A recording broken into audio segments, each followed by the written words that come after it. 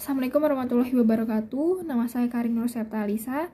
Hari ini saya akan mengerjakan tugas dari mata kuliah agama Islam yang diajarkan oleh dosen Pak Muajir. Ada konsep dari Allah Subhanahu wa Ta'ala yang tertuang dalam Al-Quran surat Al-Qasas ayat 77, yang artinya, "Dan carilah pada apa yang telah dianugerahkan Allah kepadamu, kebahagiaan negeri akhirat. Dan janganlah kamu melupakan bagianmu dari kenikmatan duniawi. Dan selalu berbuat baiklah kamu, sebagaimana Allah telah berbuat baik kepadamu. Dan janganlah kamu berbuat kerusakan di muka bumi, sesungguhnya Allah tidak menyukai orang-orang yang berbuat kerusakan." Nah, dalam pemaparan ayat ini, terjadilah pemahaman di kalangan masyarakat tentang penerapan agama itu menjadi dibagi dua, yaitu untuk kematian dan untuk kehidupan. Nah, dalam pemaparan ayat ini terjadilah pemahaman di kalangan masyarakat bahwa penerapan agama itu dibagi menjadi dua, yaitu untuk kematian dan untuk kehidupan. Nah, lalu sehingga timbul nih ajaran-ajaran praktek yang sesat. Tidak semua agama itu baik untuk kehidupan, sama seperti makanan, tidak semua makanan tuh baik untuk dimakan. Nah, ada banyak agama di dunia ini, tapi tidak semuanya cocok untuk perkembangan kehidupan. Nah, di saat kita mengamati perkembangan agama-agama di dunia, maka semakin terlihat adanya dua macam bentuk agama, yaitu ada agama kematian dan ada agama kehidupan. Agama kematian itu apa sih? Agama kematian itu memiliki ajaran yang buruk, yaitu dipertahankan secara buta dan juga secara buruk. Dan ini akan menghasilkan perilaku umat yang buruk gitu loh. Lalu seluruh masyarakat pun juga akan buruk. Agama kematian itu adalah agama yang terpaku hidup setelah mati. Akibatnya, mereka tidak akan segan-segan mengganggu ketertiban sesama, bahkan membunuh dan merusak alam, membunuh makhluk-makhluk hidup seperti hewan, tumbuhan, dan lain-lainnya. Nah, agama kematian itu ada 7 macam. Pertama itu ada agama kematian membunuh budaya setempat, yaitu ketika masuk ke suatu tempat, para penganut agama kematian itu melarang tradisi dan budaya yang ada dari sebelum-sebelumnya. Mereka membantai kearifan lokal atas nama kepentingan yang sempit dan sesat. Ciri-ciri yang kedua itu menindas yang lemah, terutama pada perempuan dan anak-anak. Hak-hak perempuan itu dipasung, dipenjara secara sosial, diatur bagaimana cara perempuan berpakaian, seperti layaknya benda-benda yang tak berotak. Yang ketiga itu mereka merusak kepentingan bersama. Mereka tuh gak peduli sama ritual-ritual agama lain. Mereka akan merusak karena memang tujuannya mereka itu untuk merusak. Jadi mereka tidak peduli apa yang mereka lakukan. Mereka hanya peduli kepada agama yang dianut sendiri. Lalu mereka juga, ciri-ciri berikutnya itu mereka melahirkan kekerasan. Mereka melahirkan banyak kaum radikal yang melakukan, tidak segan-segan melakukan kekerasan, bahkan membunuh kepada orang lain, karena bagi mereka darah orang yang beragama lain itu adalah kepentingan demi agama kematiannya dia. Jadi menurut dia, kalau dia membunuh orang beragama lain, dia akan masuk surga gitu. Dimanapun agama ini berada, maka konflik, kemiskinan, kebodohan akan selalu tersebar di lingkungan tersebut. Karena mereka ini suka sekali yang namanya konflik. Mereka suka berkonflik dengan agama lain, berkonflik dengan nilai-nilai sebelumnya. Nah, lalu mereka juga takut pada kritik. Mereka tidak suka dikritik. Karena sekalipun sekecil apapun kamu mengkritik agama ini, mereka tidak akan segan-segan melakukan apapun kepada kalian gitu. Lalu mereka juga memperbodoh umatnya sendiri. Mereka akan para pemimpinnya akan menarik seseorang yang sepertinya mudah dibodohi, lalu mereka dicuci otaknya dengan ajaran-ajaran yang sesat dan tidak masuk akal. Lalu mereka ini yang sudah tercuci otaknya akan patuh kepada ajaran tersebut sampai mati gitu. Yang sekarang ini adalah agama kehidupan. Agama kehidupan itu terbalikannya dari agama kematian.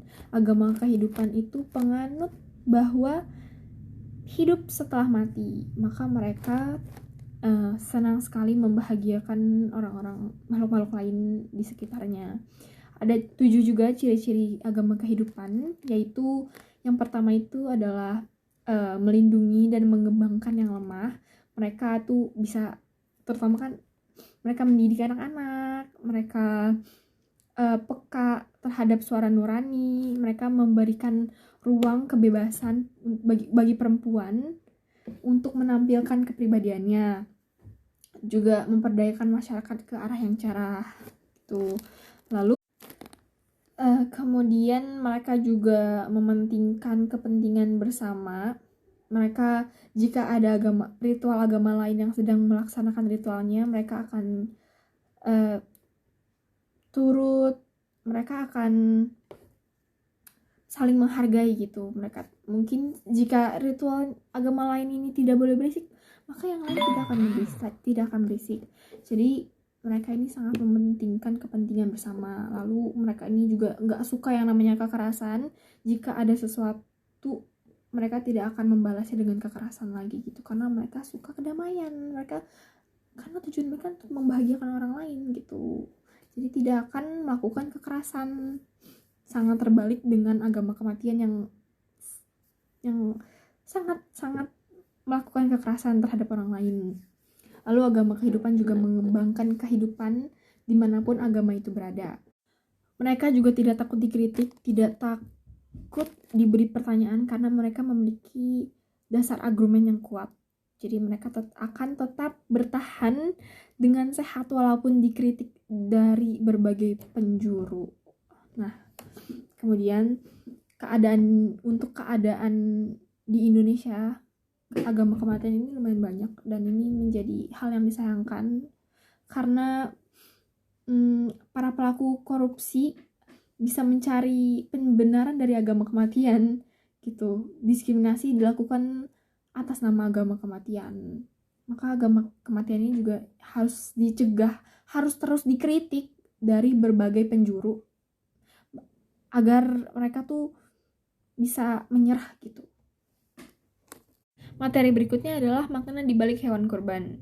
Kurban adalah salah satu pendekatan kita terhadap Allah Subhanahu wa Ta'ala. Mustahil Allah itu membutuhkan hewan-hewan tersebut, karena Allah tidak berkepentingan. Allah adalah sang pencipta, sang kholik yang tidak ada satupun yang menyerupainya.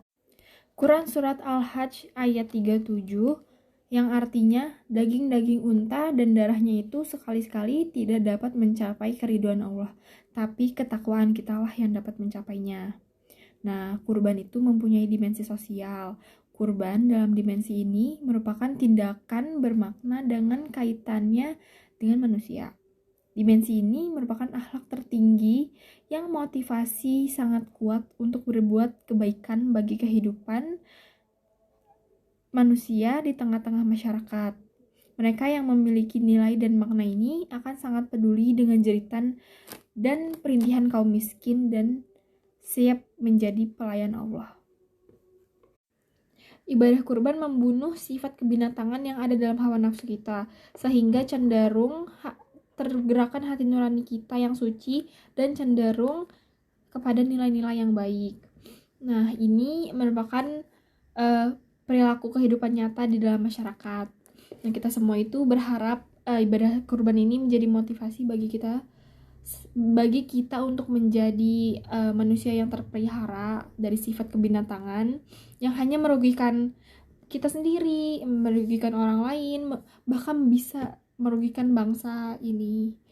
Nah, lalu semoga kurban kita tahun ini mampu membunuh sifat-sifat kebinatangan kita demi memperkuat solidaritas umat untuk berbagi menuju masyarakat yang berkeadilan. Ada 10 pintu rezeki yang Allah suguhkan kepada kita. Yang pertama itu adalah rezeki yang dijamin. pada Quran surat Al-Hud ayat 6, ayat tersebut menerangkan bahwa setiap makhluk hidup sudah mempunyai rezekinya masing-masing. Setiap makhluk hidup sudah mendapatkan rezekinya masing-masing untuk menjalankan tugasnya.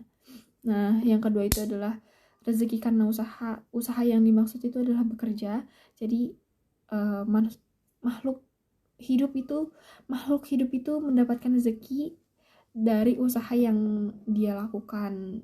Nah, contohnya itu bekerja. Jadi Allah tidak akan menghilangkan rezeki yang kalian dapatkan dari yang buruk dan rezeki yang didapatkan dari hal yang baik. Kemudian rezeki karena bersyukur. Rezeki karena bersyukur tuh ketika kita selalu bersyukur apa yang telah kita dapatkan, maka niscaya Allah akan memberikannya berkali-kali lipat yang kita dapatkan sebelumnya. Nah, lalu juga Allah memberikan rezeki kepada orang-orang yang bertakwa, dan juga Allah memberikan rezeki kepada orang-orang yang sering beristighfar kepada Allah. Maka kita harus rajin beristighfar. Kemudian ada rezeki menikah, karena dari selain menikah karena mencintai dan terhindar dari perbuatan maksiat, menikah juga bisa membuka pintu rezeki kepada pasangan suami istri, apalagi rezeki anak, karena setiap anak yang kita lahirkan itu mempunyai rezekinya masing-masing. Jadi jangan takut untuk memiliki anak. Kemudian ada rezeki karena bersedekah.